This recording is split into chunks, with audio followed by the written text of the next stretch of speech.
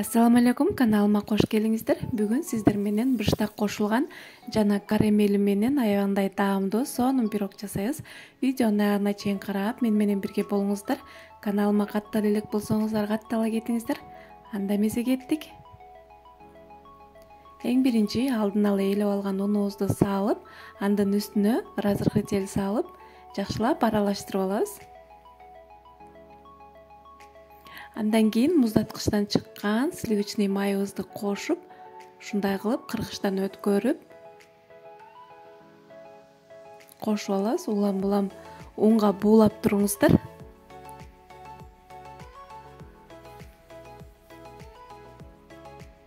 Ушундай кылып баардык майды өткөзүп алабыз. Андан кийин колубуздун жардамы менен ушундай кылып ун менен майды аралаштырып, песочный абалга келтирип алабыз.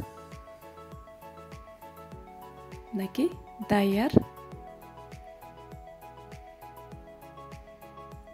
Андан кийин үстүнө шекерибизди салып, колубуз менен эле аралаштырып,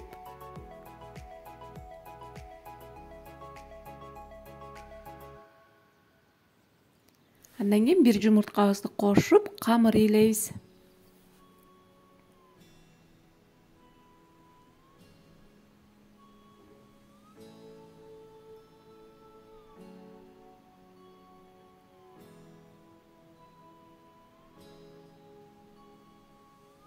Мынакей, камырыбыз да даяр болуп калды.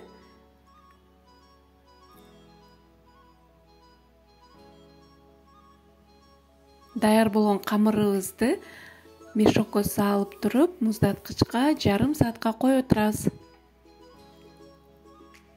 Ага чейин биз начинкасын даярдайлы. Бул жерде быштак, үстүнө кичине ванилин жана шекерди кошуп, анын үстүнө сметанабызды кошобуз дагы.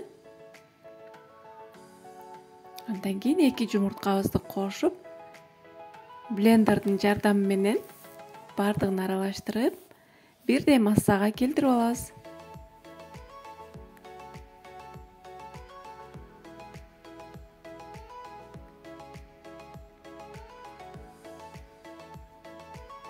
Мынакей, даяр болуп калды. Ушундай абалга келиш керек.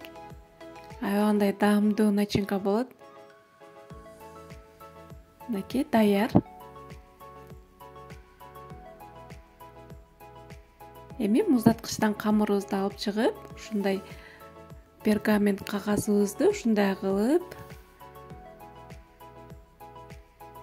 үстүн жаап, жайып алабыз. Ушундай кылып жайсаңыздар, жабышпай, жакшы жайылат.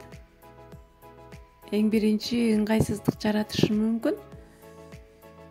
Бирок көнүп кетесиздер, тез-тез жасап турсаңыздар.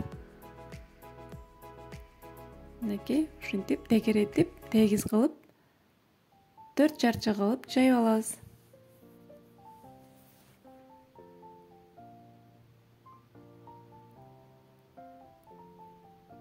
Мынакей, даяр болуп калды. Мынакей, даяр. Эми үстүндөгү кагазыбызды алып,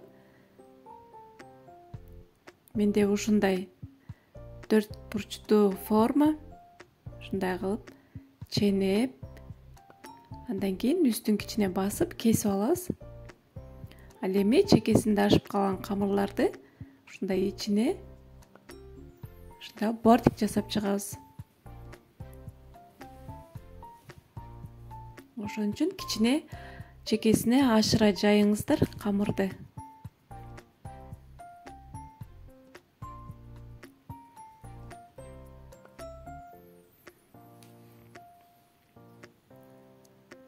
Ушундай кылып бардык четин толтуруп, камырды коюп чыгабыз. Мынакей, даяр болуп калды.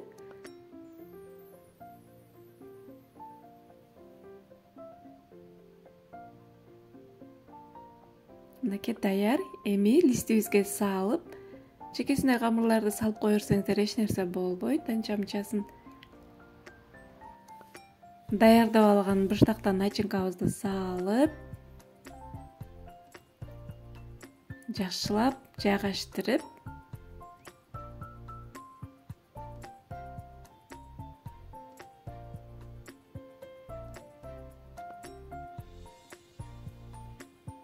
Мынакей жайгаштырып алдык. Тегиз жайгаштырып чыгыңыздар.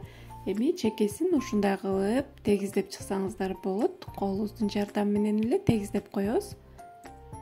Ичине камырдын үстүн басып мынакей эми духовкада 180 градуста бышырып алабыз. Ага чейин бул жерде карамель даярдайбыз. Бул жерде шекер жана кайнак суу ушундай кылып куюп алабыз дагы. Кайнап чыккычакты аралаштырбайсыздар. Жөн эле карап турабыз дагы, үстүнө кайнап турган сливкини коюп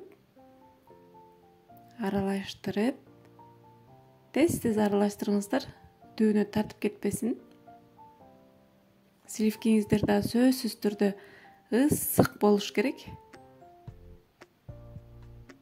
Мынакей ушундай кылып тез аралаштырып, андан кийин сливочный майыбызды кошуп аралаштырабыз. Аябагандай сонун карамель болуп чыгат.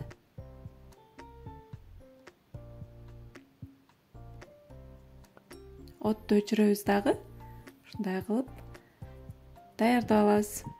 Мынакей биздин карамелибиз даяр. Аябагандай сонун, дүүнө жармашпаган сонун болуп даяр болду. Ага чейин биздин пирогубуз да бышып калды. Эми толуктай муздагычакты коюп коебуз. Биздин пирогубуз муздады. Эми даярдалган карамелибизди үстүнө коюп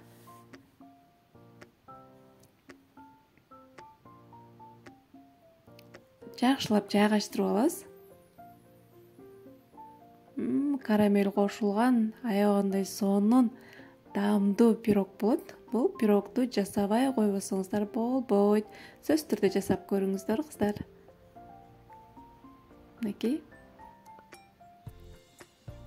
Эми баардыгын жайгаштырып, бир түнгө калтырып койсоңуздар, карамелибиз катып, аябагандай сонун болуп даяр болот. Мынакей биздин пирогубуз даяр. Үстүн өзүңүздөрдүн каалооңуздарга жараша коздоп койсоңуздар болот. Коздобой койсоңуздар деле болот. Мен ушундай кылып коздоп койдум. Мынакей даамын татып көрөйлү. Аябагандай даамдуу, сонун пирог болот. Чай менен ичкенге өтө сонун пирог. Сиздер да жасап көрүңүздөр. Кийинки көрүшкөнгө чейин аман болуңуздар.